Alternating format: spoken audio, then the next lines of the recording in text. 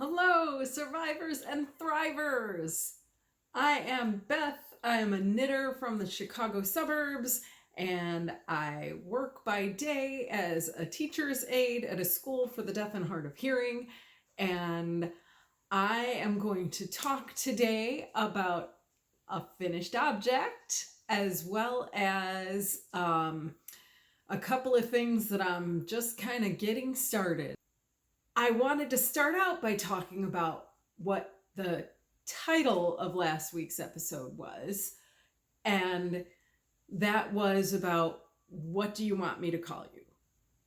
And I've sort of had a change of heart about what I said in the video, because originally what I said was something about I was kind of making a joke about it, and like it has to be because my name is PandemicKnittr. It should be something about people who are sick. I was just being silly. I was being silly. And I was thinking about it as the week went by, as the 2 weeks went by. It's been 2 weeks since I posted that. And I was thinking, I decided I wanted to use the name PandemicKnittr because knitting is what really helped me get through the pandemic. It was what helped keep me sane. It sort of saved me, if you will, through the time of the pandemic. And so I wanted to think about what I'm calling the people who watch me in terms of that kind of thing. So the people who have been through the pandemic and made it to the other side are survivors and hopefully thrivers. So that's what I decided on. That's what I'll be calling you. Survivors and thrivers. I hope you like it. If you don't, or if you do, comment below. I'm open to suggestions. If I want to change it up, maybe I will sometimes.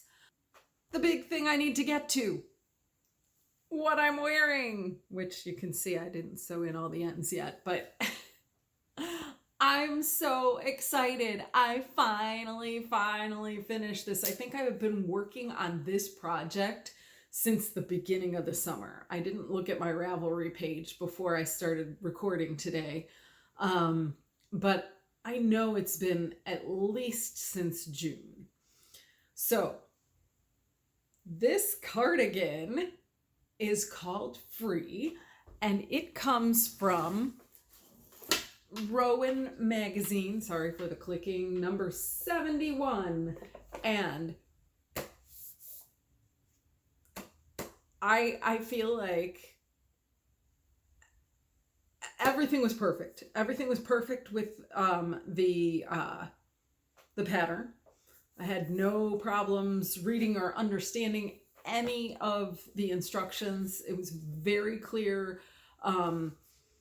The charts were great. And I do want to say, if you are someone who does not read charts, this is not the pattern for you.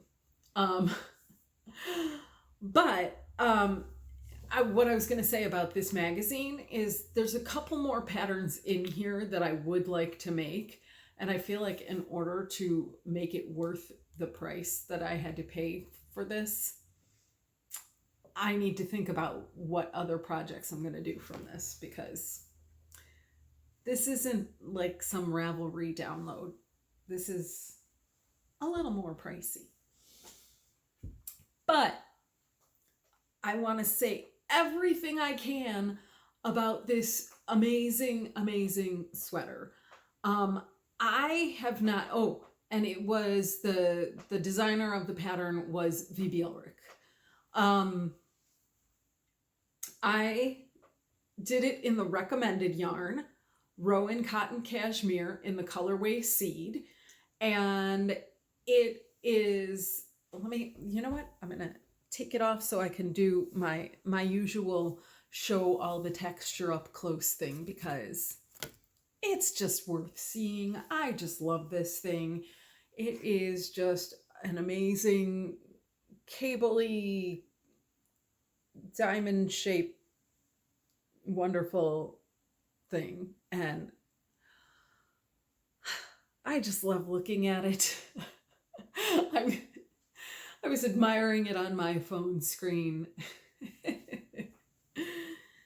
Anyway,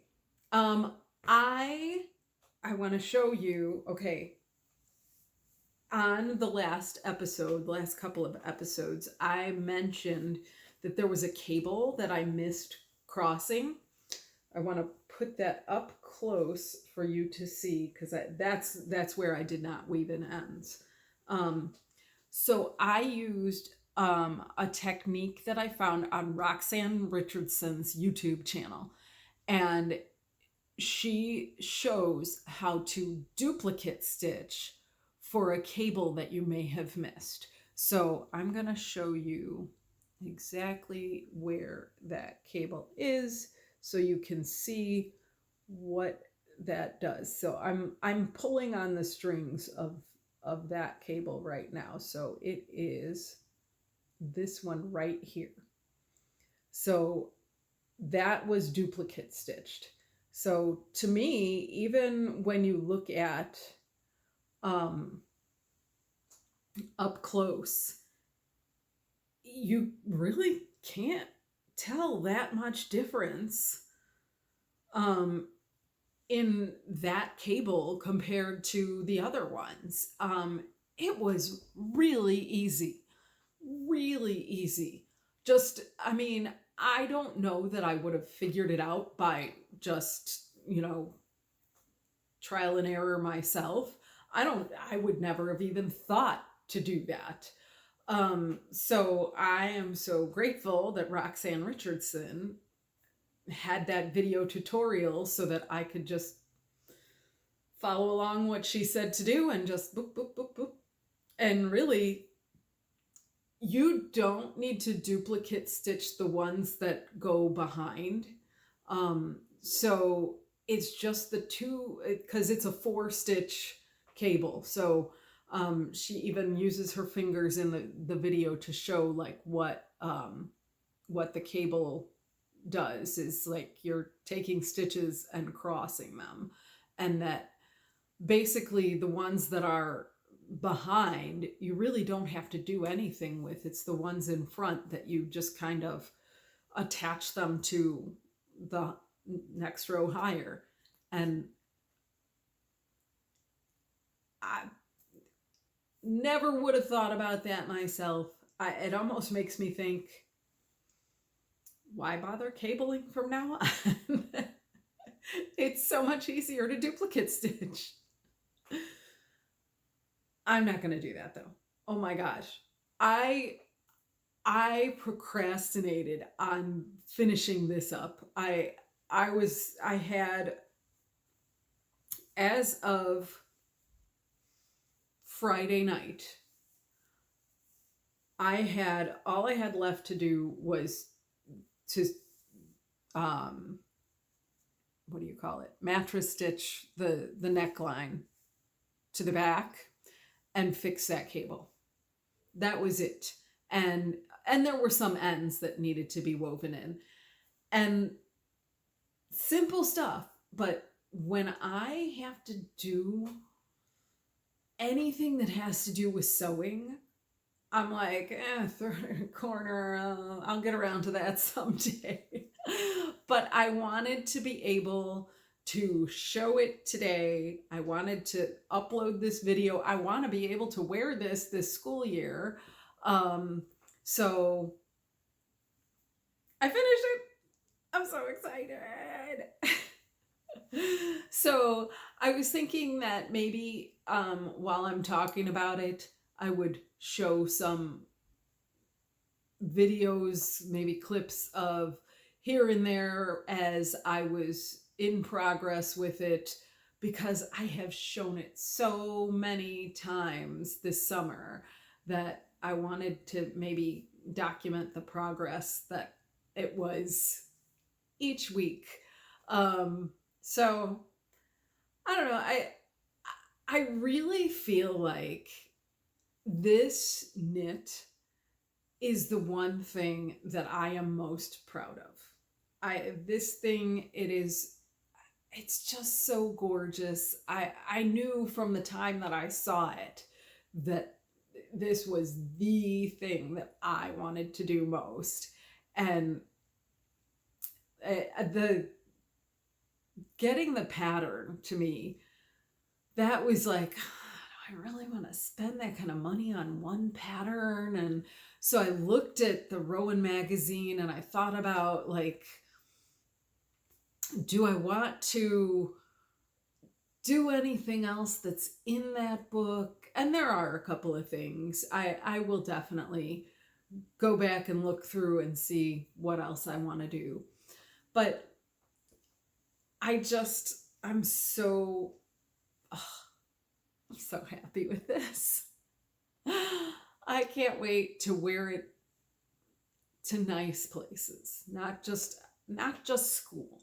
I mean, not that school is not nice, just that things can get messy at school. And I don't know that I want to wear this sweater too much where things can get messy. So anyway,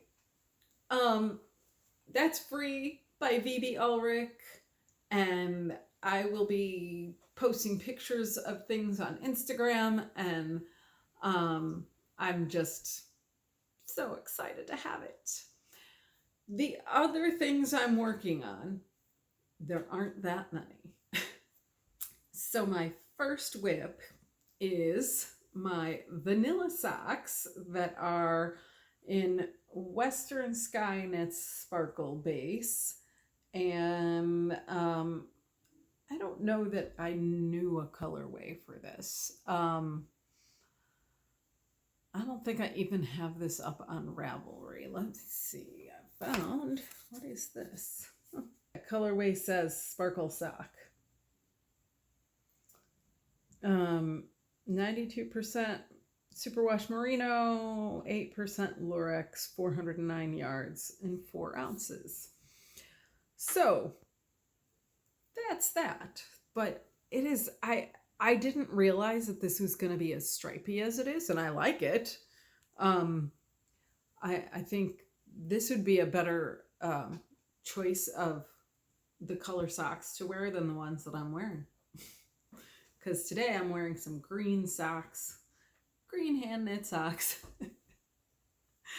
Anyway, and they're also a vanilla sock that I'm wearing. But I have done I believe this is a 14 round cuff of 2x2 rib, and I do 90 stitches, and then I will be working on, I'm in the middle of working on my heel flap, and I will be adding a gusset to that and going on through the foot to the toe. And I think the way I usually do my vanilla sock toe is every other round I decrease 4 stitches, 2 on either side. Anyway,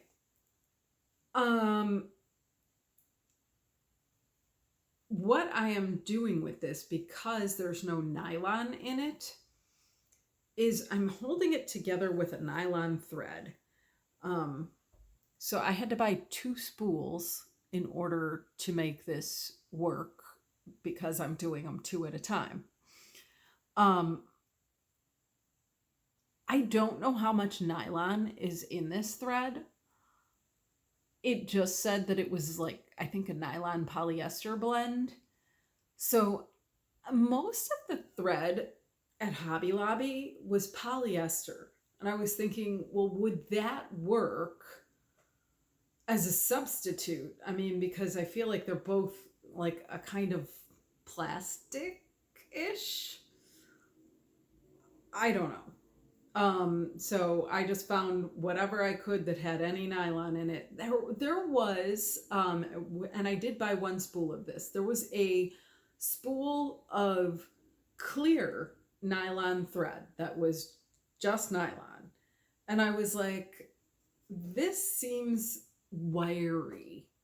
And I don't know if I want that in my socks. I feel like that would be potentially uncomfortable in the sock itself, as well as like if it ever did break, that it would be like pokey. So I don't know, maybe I'm wasting time, energy, and money adding something to the socks. I could always just repair them later if something happened. But I'm trying to prevent any holes from being made in my socks. So I don't know. I found something that works, and we'll see how well it works. And if it doesn't, I'll let you know in a future episode. My next whip, still in the swatching stage, is the Ingrid sweater. This is by PandemicKnittr.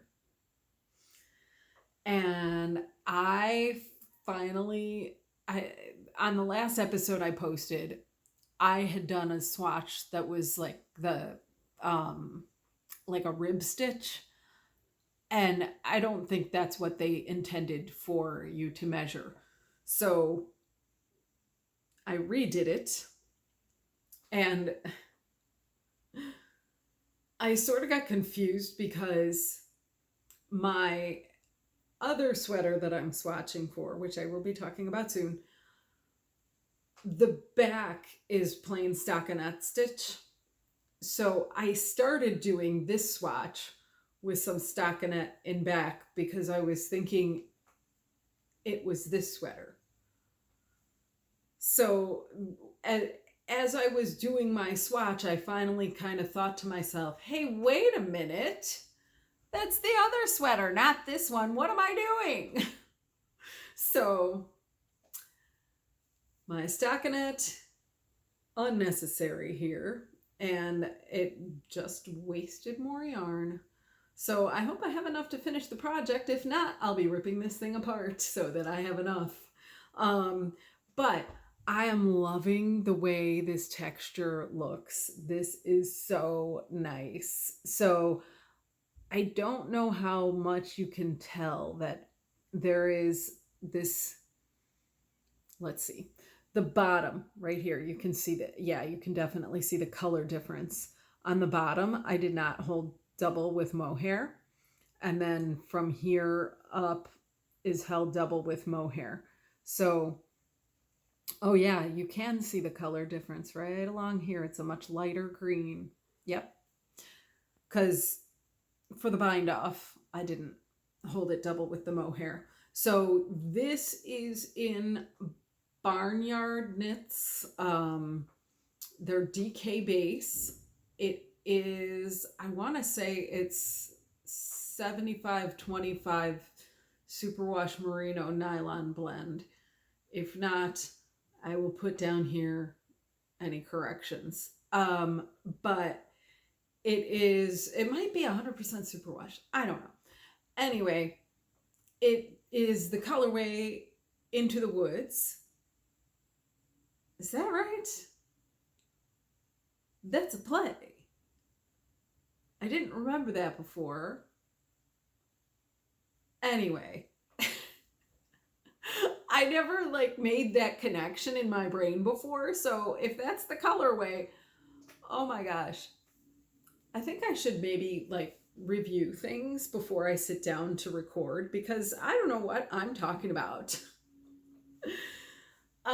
So yeah, this is Barnyard Knits. It's some green colorway. It's made of something. I don't know, but it's the Ingrid sweater by PandemicKnittr, and I will be casting that on this week.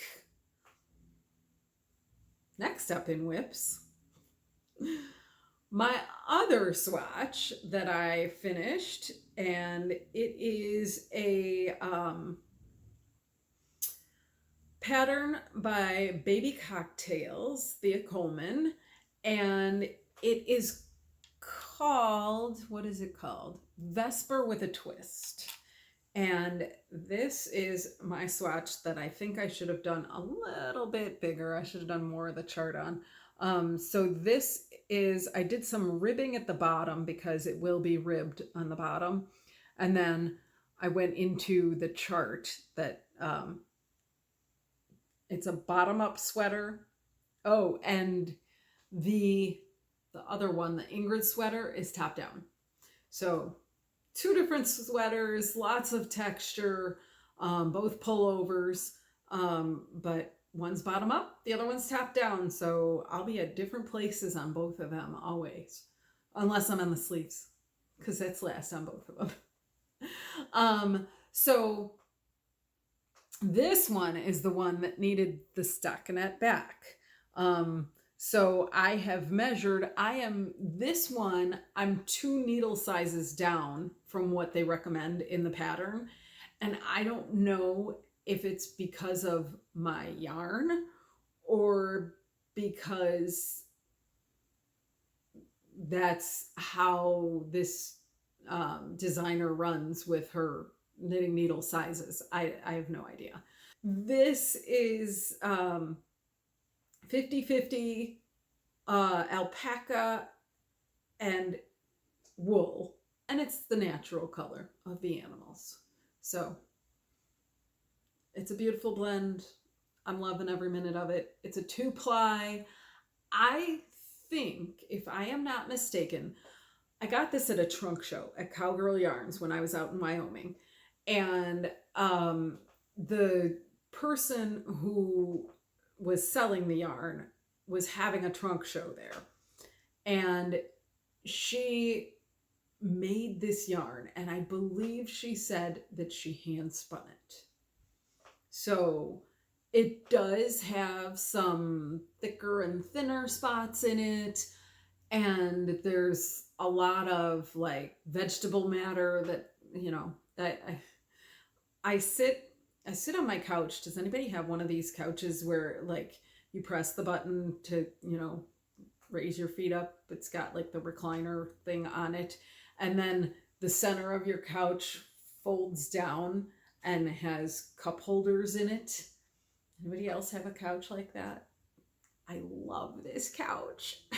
So I have basically my coffee table in the middle of my couch for me, because it's got the cup holder, it's got like a flat surface that I put my notions on. Sometimes I put usually what I do is next to my feet, I put my project bag, and then, you know, I knit right there. I will have my pattern on the arm of the couch, and why was I talking about this? Oh yeah, the vegetable matter. A little pile of vegetable matter gathers on my little sofa part there. So I try to remember to pick that up every time, but sometimes I may end up leaving it there, and I don't know if it ends up going back up and that vegetable matter just drops into the couch. But I'm not the one picking it up and doing that, so I would notice if it was there. I don't know if anybody else in my family would. Anyway, Vesper with a twist will be jumping onto my needles this week, and that will be a size 4 needle, and I think the Ingrid sweater I'm doing with the recommended needle size. So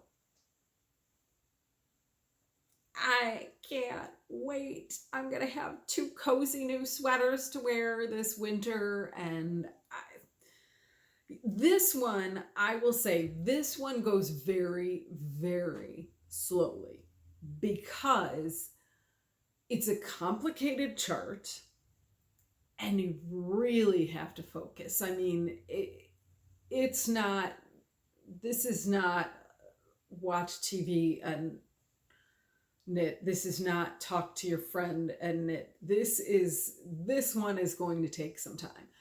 The good thing is that the back is all stockinette. So I'm just going to be knitting across the back And then I will probably, if I'm watching TV while I'm knitting across the back, I'm probably going to be pausing it so that I can cable across the front.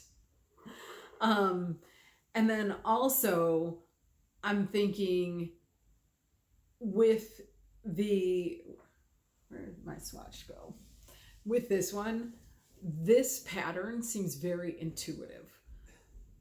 I think this is going to be one where I can do other things while I'm knitting it. I feel like that was the case because, I mean, if you notice, this pattern is very similar to this pattern. So I was surprised to see that it's actually a different stitch that accomplishes the same thing that my free sweater did. So that was fascinating to me. Two different ways to do the same thing. Who knew? I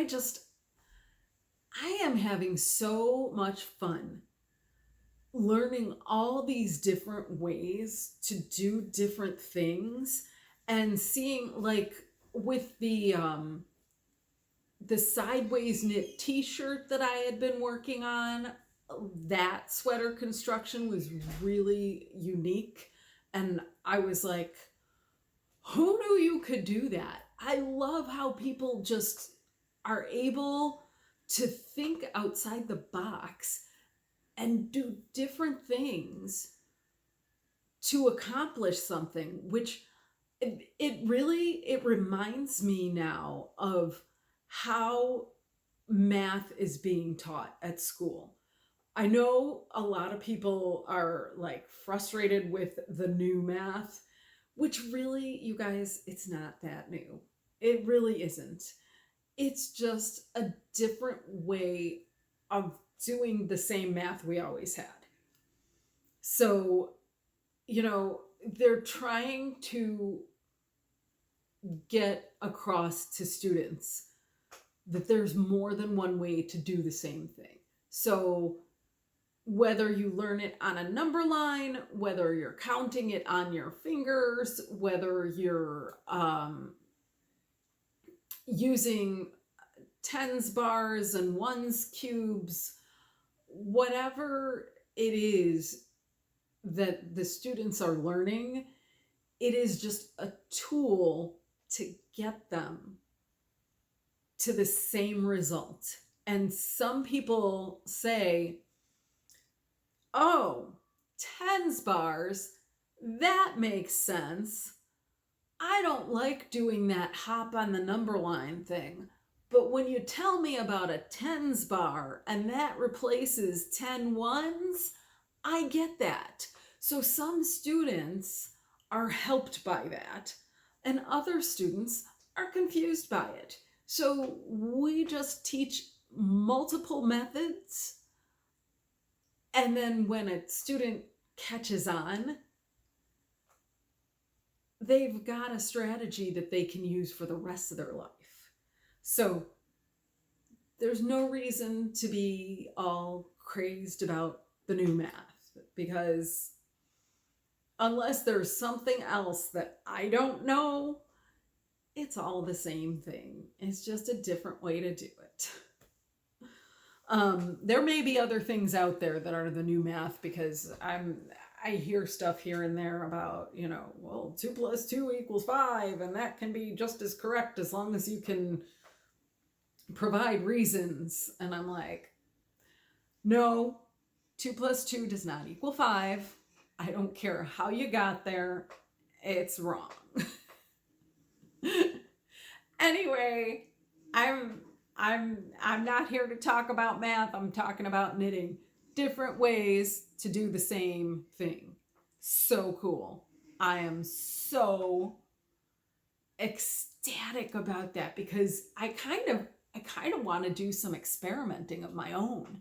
Like, maybe I should swatch some things and try doing different new things, because that's That's what Roxanne Richardson does. I don't know if any of you are fans of hers, but she is knitting a sweater from every decade.